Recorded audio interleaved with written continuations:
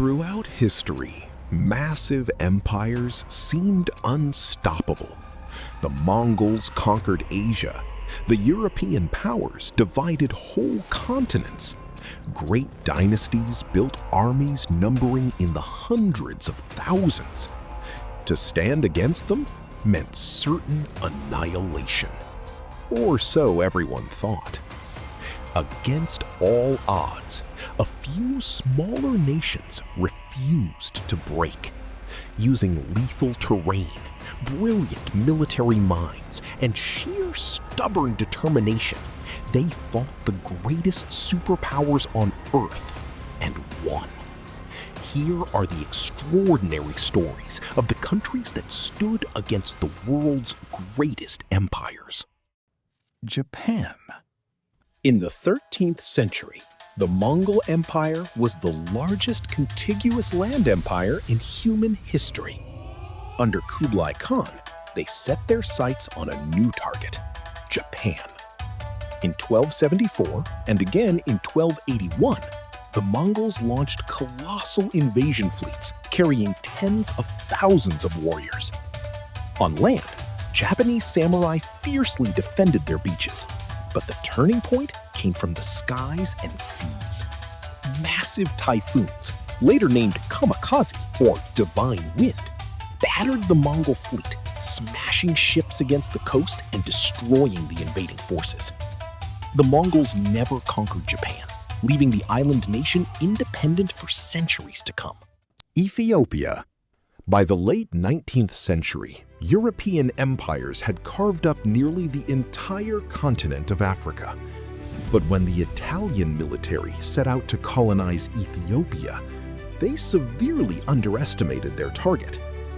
In 1896, at the decisive Battle of Adwa, Emperor Menelik II led a united, highly motivated Ethiopian force equipped with modern weaponry and superior strategic positioning. Ethiopia inflicted a crushing defeat on the Italian army. The Battle of Adwa didn't just preserve Ethiopian independence, it became a global symbol of African resistance against colonialism. Korea. Geography can be a curse.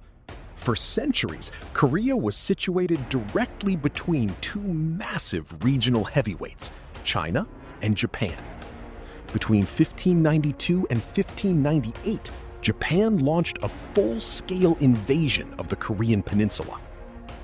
The Korean land forces were pushed back, but the tide turned on the water thanks to one man, Admiral Yi Sun-sin. Despite never having formal naval training, Admiral Yi won victory after victory against vastly superior Japanese fleets. In the legendary Battle of Myeongyang, Admiral Yi famously defeated 133 enemy ships with only 13 of his own. His naval campaign cut off Japanese supply lines, ultimately saving Korea from total conquest. Switzerland. When size isn't on your side, geography is your greatest weapon. Take Switzerland. Surrounded by massive European monarchies, the Swiss cantons utilized the brutal terrain of the Alps, along with a highly disciplined citizen militia system, to defend their valleys. Eventually, this formidable defense led Switzerland to be recognized as a permanent, neutral, and sovereign state. Thousands of miles away, Afghanistan presented a similar nightmare for invading forces.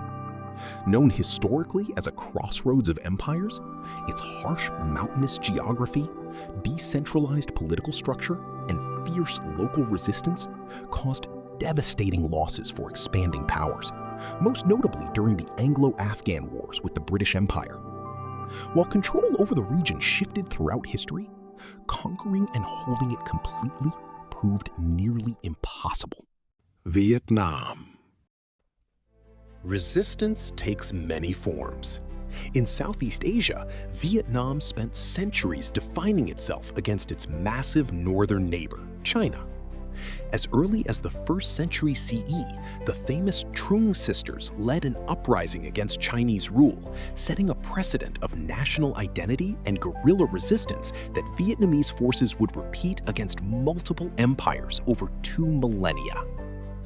Meanwhile, in Europe, small Portugal found itself absorbed by the Spanish crown during the Iberian Union in 1580. Yet, through internal resistance and strategic foreign alliances, most notably with England, Portugal waged a war of restoration, regaining its independence in 1640 and preserving its distinct global identity. So, looking back across history, how did these smaller nations beat the odds? It comes down to 6 critical factors. First, terrain. Mountains, seas, and thick forests turned invaders' sheer numbers into a liability. Second, strategy over strength, using local knowledge, navy choke points, and guerrilla warfare to exhaust the enemy. Third, unshakable identity, a shared language, culture, and history that kept people united under pressure. Fourth, smart alliances, teaming up with competing powers to balance the scales. Fifth, leadership. Visionary leaders like Menelik II or Admiral Yi who outsmarted enemy generals. And sixth, the cost of occupation, making the war so long and expensive that the empire simply gave up. History proves that power isn't just about size, wealth, or army numbers. Determination, adaptability, and home field advantage can allow David to stand tall against Goliath. Which of these historical survival stories surprised you the most? Is there another small nation that successfully resisted a giant empire that we missed? Let us know in the comments below. If you enjoyed this deep dive into history, hit that like button, subscribe to the channel, and ring the notification bell so you never miss an episode. Thanks for watching, and we'll see you in the next video.